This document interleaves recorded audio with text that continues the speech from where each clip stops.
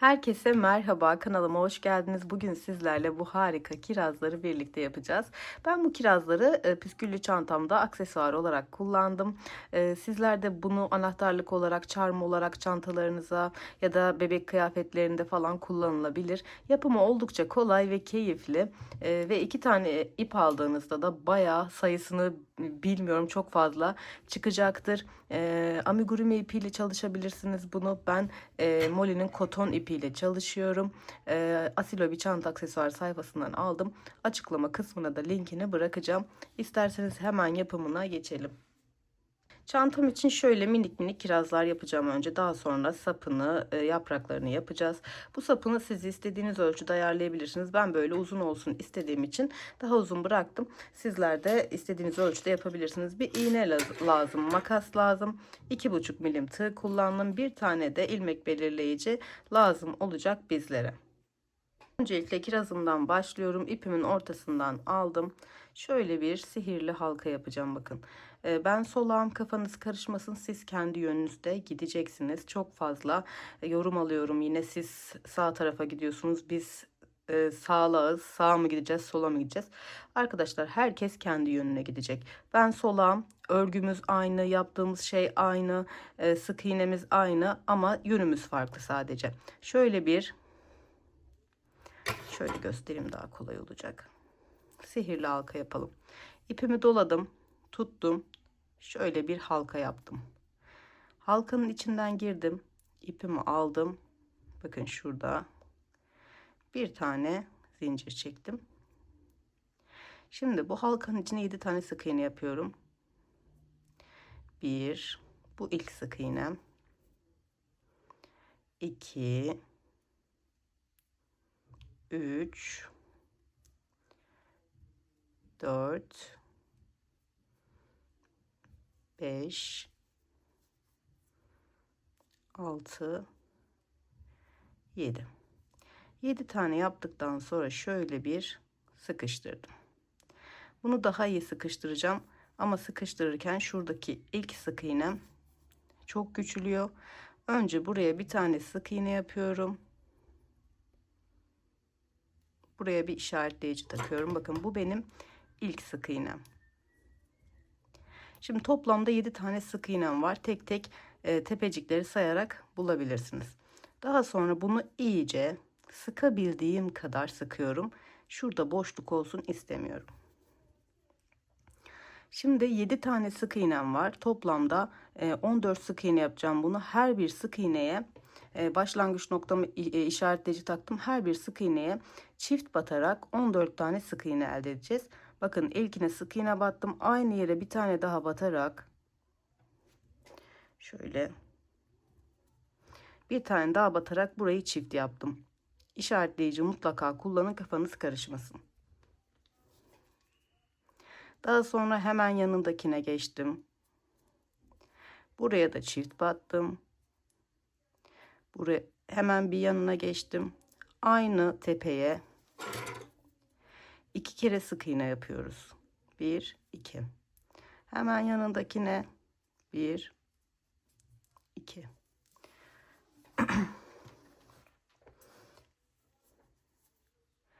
Bir sonrakine bakın şu ipimi de yürütüyorum. 1, 2. Bunu bırakıyorum artık. Hemen devamına 1, 2. Son bir tane kaldı. 1, 2. Şimdi her bir tepeyi sayın, işaretleyici dahil 14 tane sık iğnem olmuş olacak. Şimdi sıranın başındaki ilk sık iğneme şöyle bir tane sık iğne yapıyorum ve işaretleyicimi takıyorum. Bakın işaretleyicimin olduğu nokta bir tane sık iğne yaptım ve işaretleyicimi taktım. Şimdi bir tek bir çift yapıyoruz. İşaretleyicimin olduğu yer tekti. Hemen yanındaki çift olacak. Bu sırada 21 tane sık iğne elde edeceğiz. 1, aynı noktaya batıyorum. 2. Hemen yanına tek, yani bir kez battım. Hemen yanına çift. 1, 2. Yanına tek, Bir sonrakine çift. Çift olanların aynı sık iğneye 2 tane batıyoruz. Şimdi bir tek, bir sonraki çift, bir tek ve çift. Şimdi bir tek, bir çift.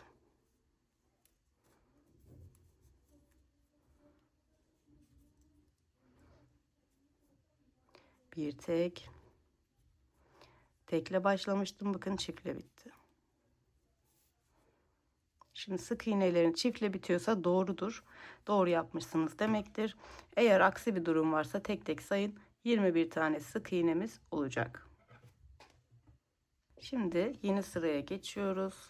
Burada işaretleyicimizi sıra boyunu anlamak için kullanacağız. İşaretleyicimi burada çıkartıyorum. Bakın bu işaretleyicimin olduğu nokta. Bu hemen yanındaki. Bu yanındaki ne? Yanındakinin bakın sık iğne tepesine değil, alt, şöyle göstereyim. Şu alt kısmına taktım. Sonra devam edeceğim. Hiçbir şekilde arttırma, eksiltmem yok. Bunu buraya takmamın sebebi kaç sıra ördüğümü anlamak için. Bunu bir sıra, birinci sıra, ikinci sıra diye sayarak gideceğim. Toplamda 5 sıra öreceğiz. 5 sıra ördükten sonra artık eksiltmeye geçeceğiz. Şimdi sıranın başına kadar yapayım.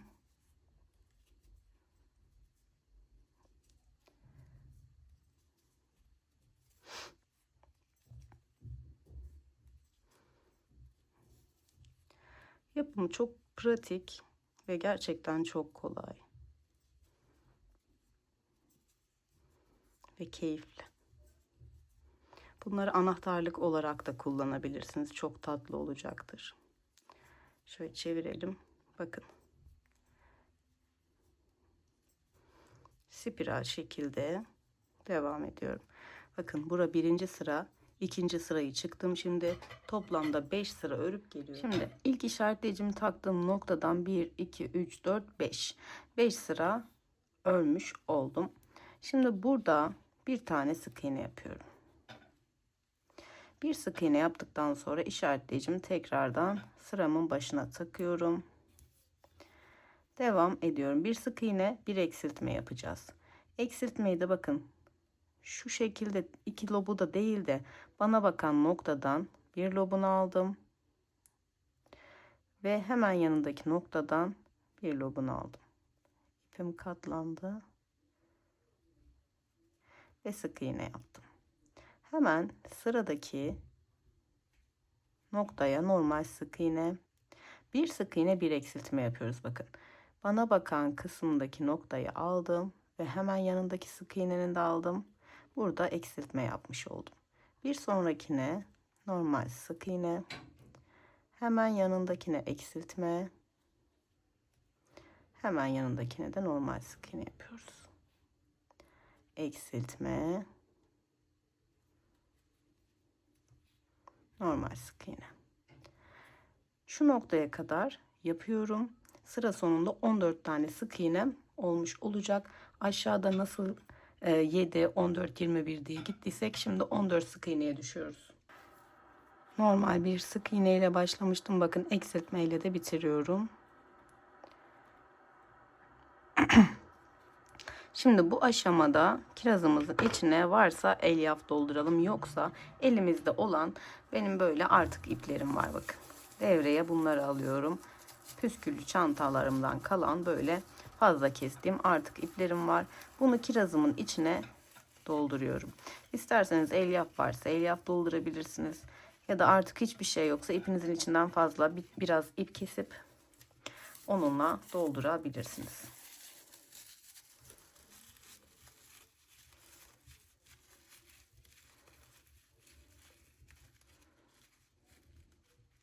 Şimdi başlarken ne yapmıştık? Her bir sık iğneye çift batmıştık. Şimdi her bir sık iğneyi azaltarak 7 sık iğneye düşüreceğiz. Çünkü 7 ile başlamıştık. İşaretleyicimi çıkardığım noktadan bana bakan yüzünü aldım. Hemen yanındaki sık iğneden de aynı şekilde yaptım. Buraya bir eksiltme yaparak işaretleyicimi takıyorum. Hemen devam ediyorum. Sıradaki sık iğnem. Hemen yanındaki sık iğnem aldım. Sık iğne yaptım. Devam ediyorum. Sıradaki sık iğnem. Yanındaki sık iğnem. Aldım. Sık iğne yaptım. Şimdi sıradaki sık iğne ve devam. Sıradaki sık iğnem. Yanındaki aldım ve sık iğne yaptım. Bu şekilde 7 tane sık iğnem kalmış oluyor. Yani başladığım gibi bitirmiş oluyorum. Son 2 tane sık iğnem kaldı. İkisini de aldım. Ve sık iğnemi yapıyorum. Şimdi burada işaretleyicimi çıkardım. İpimi kestim. Ve ilmeğimden çıkardım. 7 tane sık iğne ile başlayıp 7 tane sık iğne ile bitirdik. Bakın çok da güzel oldu. İğne yardımıyla burayı halledeceğim şimdi. Şimdi her bir sık iğnenin bana bakan yüzüne girdim. Çok sıkmıyorum. Sıradakine girdim. Çok sıkmıyorum. Yakından yapalım. Bakın sıradaki sık iğnenin bana bakan lobuna girdim. Sıkmıyorum. Gelişi güzel yaptım. Bir sonrakine geçtim. Ve bir sonraki sık iğneye ve bir sonrakine ve bitiş sık iğneme. Şimdi bunu şu şekilde sıkarak kirazımı kapatmış oldum. Bakın. Çok da güzel ve kusursuz oldu. Daha sonra bu ipimi iyice sıkıştırdıktan sonra içeriden şuraya gidiyorum. Zaten kolay kolay sökülmeyecektir ama ben yine de işimi garantiye almayı seviyorum. Buradaki sık iğnemin içinden, tabii daha bir küçük bir iğneniz olursa işiniz daha kolay olur. Benim iğnelerimi sürekli kırdığım için bulamadım. Şöyle gözükmeyecek şekilde de kestim. Sonra formunu düzeltelim. Bu şekilde kirazlarınızı yapın. Hemen şimdi önce dalına sonra yaprağına geçiyoruz. Şimdi yeşil ipimi aldım. Yaklaşık 1 metre kadar alıyorum. Bunu ikiye katlıyorum. İkiye katladıktan sonra şöyle yapayım, daha kafanız karışmasın. Bakın şuradan girdim, karşı noktadan çıktım. Daha sonra bu ikiye katladığım ipimin tek katını aldım. Pardon. Şöyle yapayım. İkiye katladığım ipimin tek katını şöyle aldım. Daha sonra 2 katla devam ediyorum. Buraya bir tane zincir çektim. 2, 3, 4, 5, 6, 7, 8, 9, 10, 11, 12, 13, 14, 15, 16, 17, 18, 19, 20, 21, 22, 23, 24, 25, 26, 27, 28, 29, 30. Eğer daha büyük olsun isterseniz bu 2 kat ipinizi daha fazla yapabilirsiniz. Sayının bir önemi yok. 31, 32 yaptım. Bu tamamen sizin kiranızın ne kadar boyutta olmasını istiyorsanız o kadar yapın. Ben mesela bunu 35 tane zincir çektim. Burada ipim 32'ye yetti. 32 tane çektim. Hemen bitti. 32 zincir çektim. Siz de istediğiniz boyutta çektiniz diyelim. Daha sonra yine aynı şekilde, bunu çok sıkmışım. Bir tane tek katını alıyorum. Çıkıyorum. Ve burada da ilmek kaydırıyorum. İlmek kaydırdıktan sonra da ipimi bırakıyorum. Buraya düğüm atıyoruz. Bir attım. Şöyle 2 düğümle de sabitledim. Kirazımızı sonra şekillendiririz. Önemli değil. Şekli neden bozuk oldu demeyelim. Şimdi daha sonra da şu kısa ipimi önce bir içeriye alacağım.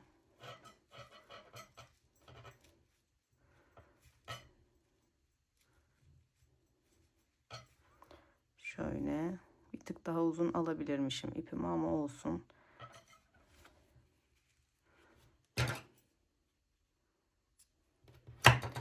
İğne yardımıyla şöyle içeriye gönderelim. Evet. Sonra şu uzun ipimi de saklayacağım.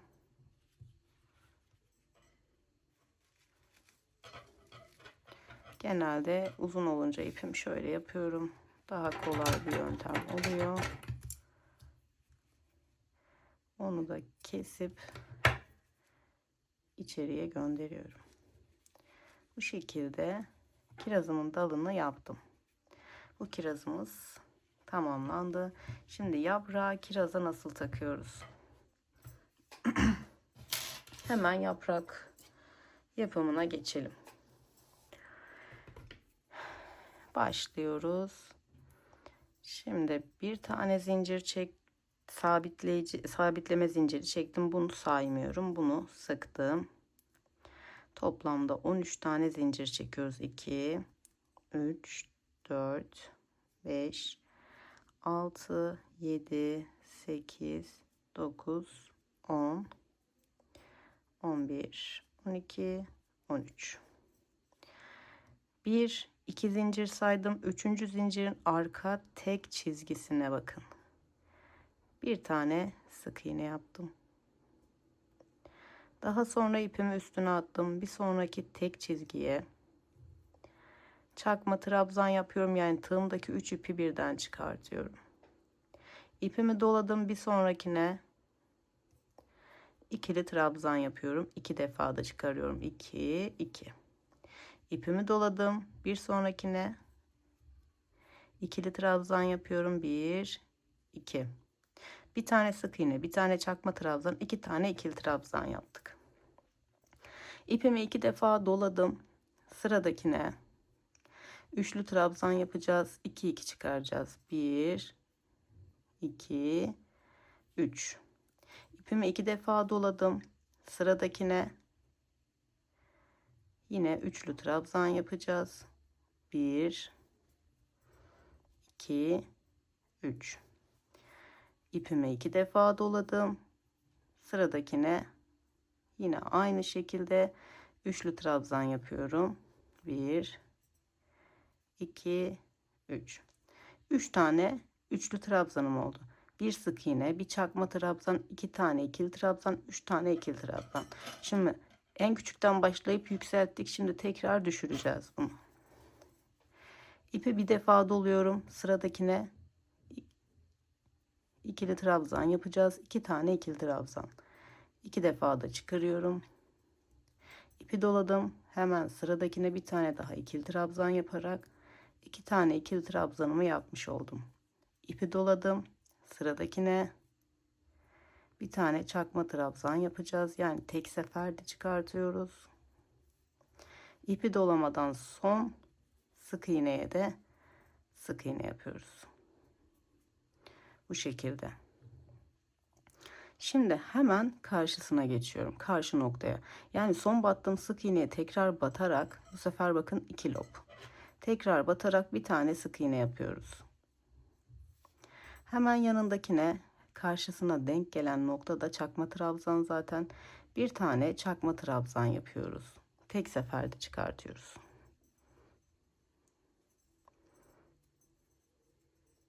Tek seferde çıkardım.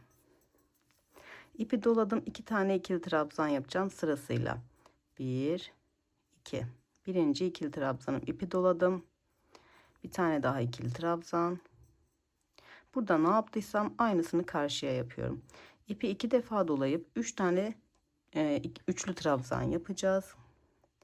İlkini yapıyoruz.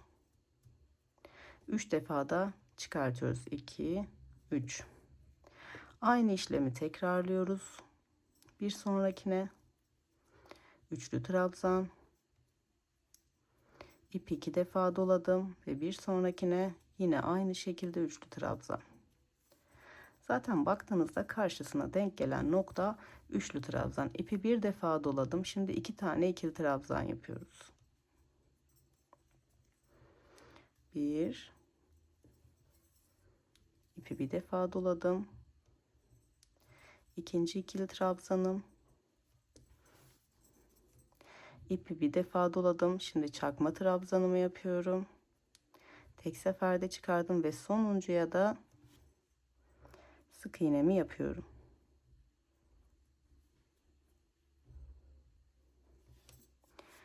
Şu şekilde yaprağımı tamamlamış oldum.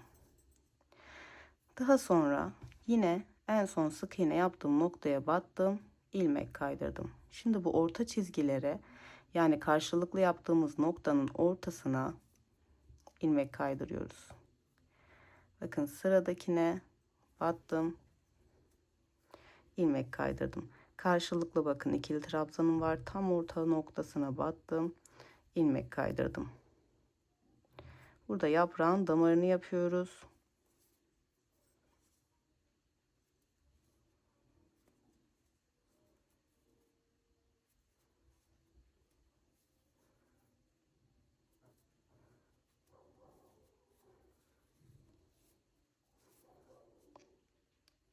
Sıranın sonuna kadar yapalım.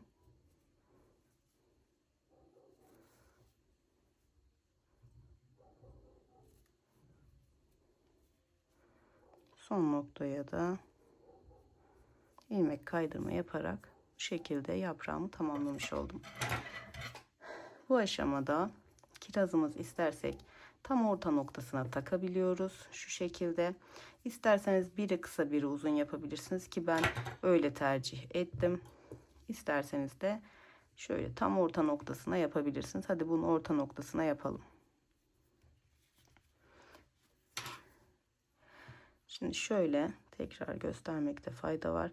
Tığımda hemen geliyorum. Şöyle herhangi bir noktaya battım. İlmek kaydırdım. Bir zincir ve sabitledim ve sıktım. Bunu saymıyorum. Şimdi 13 tane zincir çekiyorum. 2, 3, 4, 5, 6, 7, 8, 9, 10, 11, 12, 13. İkinci yaprağımızı yapacağız. Diğerinin de yaptığımız işlemin birebir aynısını yapacağız. Şimdi 1, 2, 3. sık iğnenin arka tek çizgisine bir sık iğne yaptım. İpi doladım. Çakma sık iğne, trabzan yapacağım. Sık iğne de deniyor. Bu şekilde sıranın sonuna kadar bir sık iğne, bir çakma trabzan, 2 ikili trabzan, 3 tane üçlü trabzan, tekrar eksilterek 2 tane ikili trabzan, bir tane çakma trabzan, bir tane sık iğne şeklinde yapıp geliyorum. Şimdi son bir tane sık iğnem kaldı. Bunu da yapıyorum. Bakın dönerken de aynı yönünde dönüp karşı noktasına, yani son sık iğne battığım yere aslında tekrar sık iğne batmış oluyorum. Sık iğne battıktan sonra ipi atıp yine çakma trabzanın karşısına çakma trabzan yapıyorum. tek seferde ipi dolayıp ikili trabzanların karşısına ikili trabzanlar yapıyorum.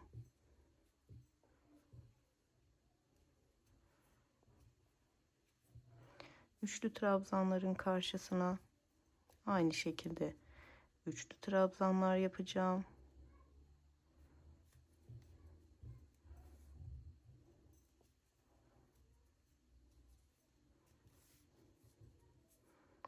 Son üçlü trabzanım.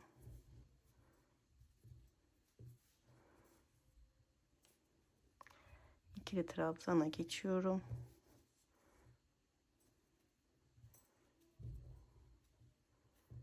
Çakma, sık iğnem ve sık iğnem. Son battığım yere ilmek kaydırma ve sırasıyla tüm aralara ilmek kaydırma yapıyorum. Bunu sıra başına kadar yapıp geliyorum. Sıramın sonundayım. Son kaydırmayı da yaptım. Son olarak şu başa da kaydırma yapıyorum. Yine aynı şekilde ipimi kestim ve ilmeğimden çıkardım. Şimdi burada yapraklarımız dönüyor. Ben dönmesin diye, ikisi de aynı yöne baksın diye yaptığım yöntemi sizlere göstereceğim.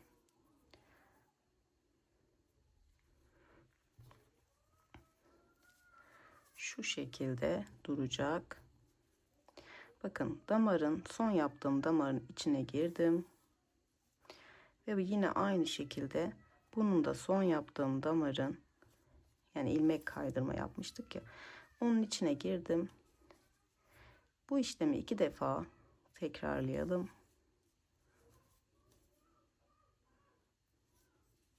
O zaman yapraklarımız aynı yüze bakacak. Şimdi ipimi arkaya alıyorum ve artık bu ipimi keseceğim. Şöyle bir defa yeterli olacaktır. Sonra yürütüp kesiyorum.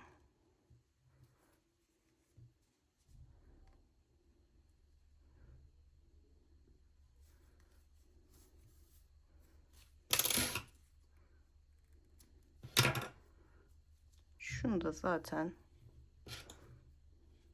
yürüterek de kesebilirsiniz. Sık iğne başlangıcı olduğu için sökülme yapmayacaktır. Yine de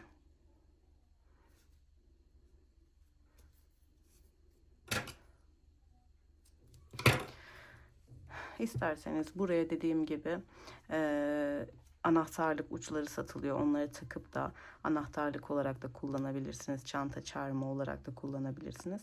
Ya da benim gibi püsküllü çantalarda da kullanabilirsiniz. Çok şeker, çok tatlı oldu. Şöyle kirazlarımızı düzeltebiliriz. Şu şekilde. Çok güzel oldu. Mesela bunda 2 kiraz aynı boyda. Bunda biri uzun biri kısa yaptım. Siz hangisini beğeniyorsanız öyle yapabilirsiniz. Bu dalları uzatarak, kısaltarak istediğiniz şekilde yapabilirsiniz. Böylece bir projenin daha sonuna gelmiş olduk. Beğenmeyi, yorum yapmayı unutmazsanız çok sevinirim. Kanalıma abone olmak tamamen ücretsizdir. Abone olarak bana destek verebilirsiniz. Beni Instagram'dan da aynı isimle takip edebilirsiniz. Bir sonraki projede görüşmek üzere. Hoşça kalın.